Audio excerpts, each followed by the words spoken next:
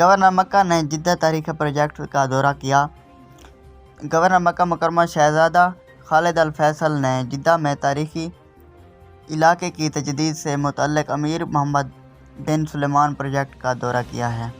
سرکاری خبر رساں ایجنسی ایس پی اے کے مطابق گورنر مکہ مکرمہ کو پروجیکٹ سے متعلق مکمل بریفنگ دی گئی اور بتایا گیا کہ اس پروجیکٹ کا مقصد خطے کے معاشی ماحول کو بہتر بنانا ہے۔ تجدید کے بعد یہ علاقہ ثقافتی منصوبوں اور سرمایہ کاروں کے لیے پرکشش بن جائے گا۔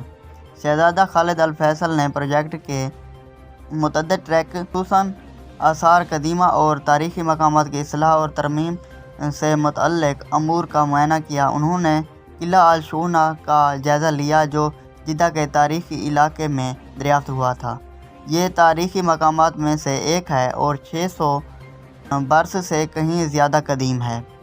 شہزادہ خالد الفیصل نے محمد حبیب ویس قدوان ہاؤسز سمیت دیگر تاریخی عمارتوں کا بھی جائزہ لیا جو 150 برس سے کہیں زیادہ قدیم ہیں۔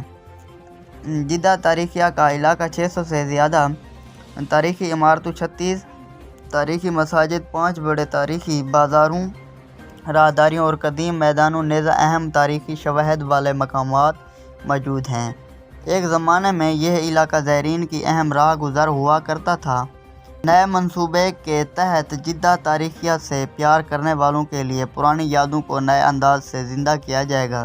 آغاز اسلام سے لے کر تاحال جدہ تاریخیہ کی پہچان کو نمایاں کیا جائے گا۔ جدہ تاریخیہ کے منصوبے پر 15 برس تک کام ہوگا۔ اس دوران اس کا بنیادی ڈھانچہ تبدیل کیا جائے گا۔ یہاں مختلف قسم کی سہولتیں فراہم کی جائیں گی، ماحولیاتی اور قدرتی ماحول برپا کیا جائے گا، زندگی کا معیار اچھا کیا جائے گا، تمدنی عناصر کو نمایاں کیا جائے گا۔ جدہ تاریخیہ پروگرام کے تحت 5 کلومیٹر طویل سی فرنٹ کا انتظام ہوگا۔ یہاں سبزہ زار ہوں گے اور جدہ البلد کے 15% رقبے پر کھلے پارک قائم کیے جائیں گے۔ یہ ماحولیاتی اعتبار سے بھی ایک خوبصورت مقام بن جائے گا۔